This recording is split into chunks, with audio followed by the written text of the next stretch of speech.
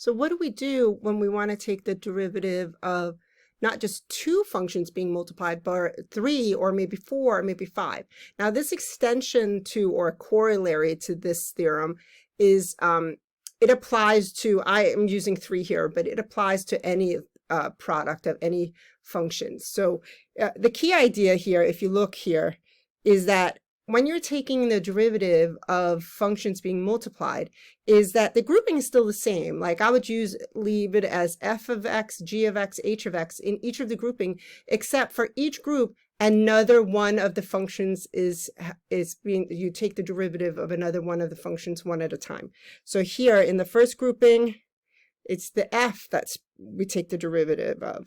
The second grouping, it's the g of x that's being taken the derivative of. Other than that, it's basically the same function, the same functions, except for one of them, we're taking the derivative one at a time. So how do we prove that? Well, we could easily prove that, believe it or not, using what we just did for the product rule. So we did the proof for the product rule. I don't have to go through that entire process again. All I need to do is know that that rule also applies and how it applies here. So let's write this out. H of x is equal to, and then we're going to take, and I'm going to treat, let's say, the two groupings. I'm going to treat this as one grouping and this part as a second grouping. That's what we're taking the derivative of. So in pink and in blue. Alrighty, so now that means I'm going to say, okay, the first function, f of x, times the derivative of the second, which is just happens to be the product of two things. So let's do that. And then plus the second function, which is g of x times h of x, times the derivative of the first, which is f of x. So now I essentially treat them as two things being multiplied together.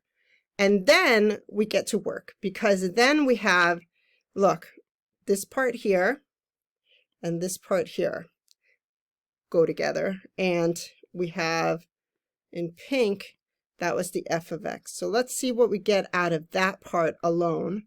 So we end up with, well, the f of x stays the same, but inside of the part that we have to take the derivative of, the g of x, h of x, I have to take the derivative of a product.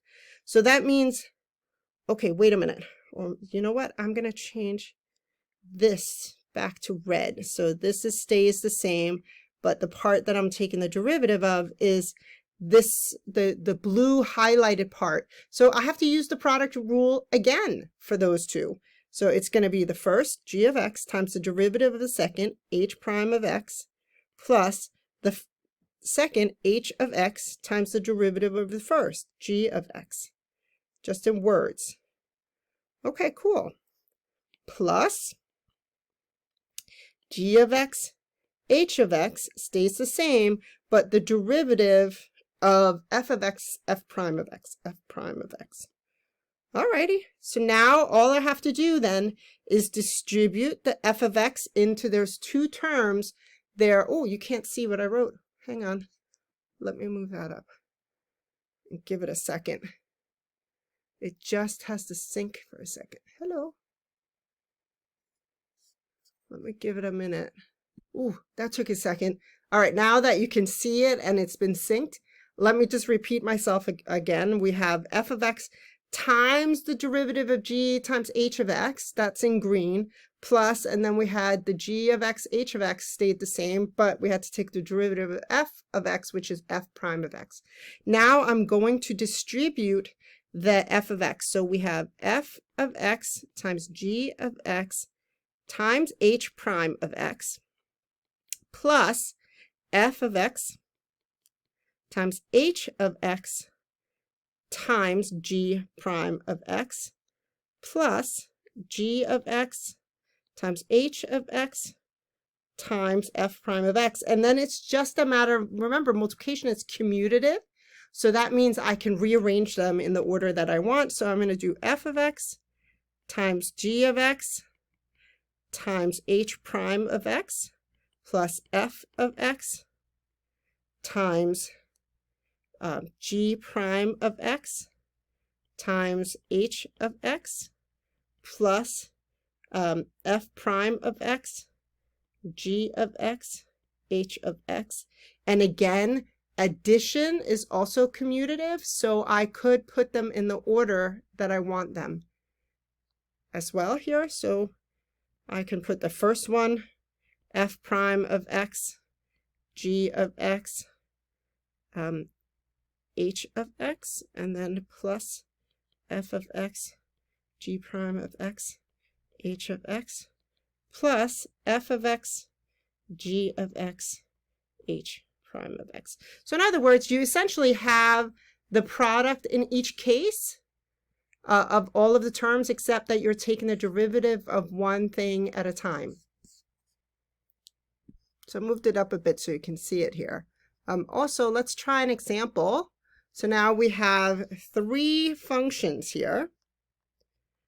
So the first function is the x cubed.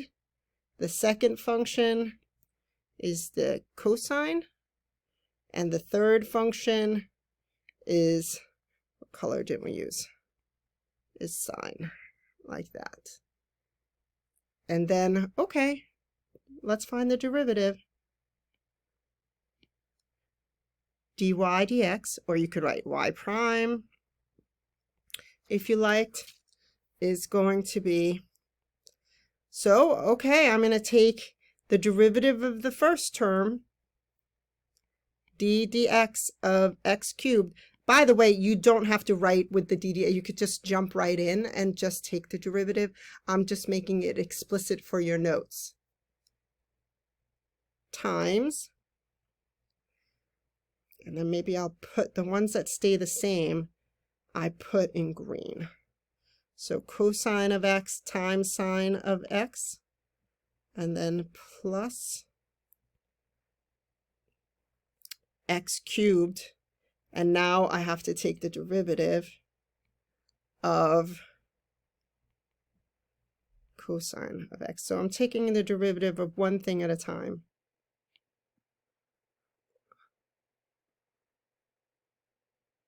There's some serious delay here, so let's just give it a sec. There we go.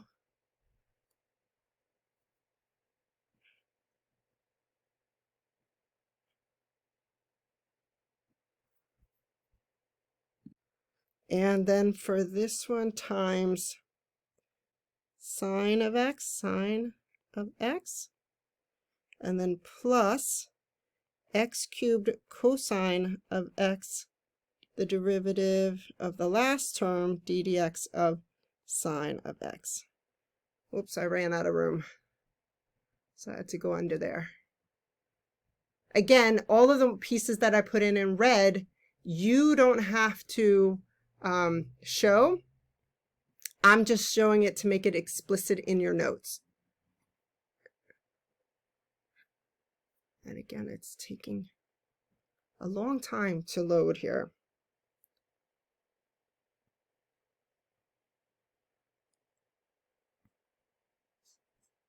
So then if we're simplifying that a little bit, you can't leave it like this. That's the important thing. We're going to write, all right, dy dx is equal to, now I know that the derivative of x cubed using the power rule is 3x squared. Cosine of x, sine of x, first term, plus the derivative of cosine in the second term, so again, is going to be negative sine of x. So a negative sine of that, ooh, that makes it a negative. So you know what? I'm going to change this positive to a negative there. So erase that negative, and then we have x cubed, and then the cosine becomes sine, so that's going to give me a sine of x times another sine of x, so that's just going to be a square there, plus, and then the last one is going to be an x cubed or once it catches up with us, I'm going to pause it again. It's going to be an x cubed cosine, and the derivative of the last one is going to be cosine. So that we already have another cosine of x, so that's going to be a cosine squared of x. And that's it. Now I want you to try b on your own. Pause once this catches up with us. Pause this, try b on your own, and check your answer. This is what I got for part B. So please try that on your own. In this case, you could actually do a bit of factoring at the end. If you had to, you could factor out an 8, an x, and e to the x. That could be helpful down the road. All right. That's the product rule. Now you practice. I just wanted to add on the end before I forget. I could potentially, if I look at the derivative d dx of f of x times g of x, it works the same as this extended rule here. Again, it's essentially going to be f of x times g of x, where one of them is prime, and then f of x times g of x again, but one of them is prime in each case. So you could do f prime for the first one and g prime for the second one. So it kind of follows the same rule. Just have the product of each of the function and then take the derivative of one at a time in each grouping. So now that it's caught up with us right now, so I'm looking up the wrong direction that way. Now you can see it up there, right? So it's f prime in the first grouping and g prime in the second grouping. So if I had 4 terms I was multiplying, I would end up having, or 4 functions that I was multiplying, taking the derivative of, I would end up having 4 terms with each of all of the functions in them, but each term would have one function being taken the derivative of at one at a time.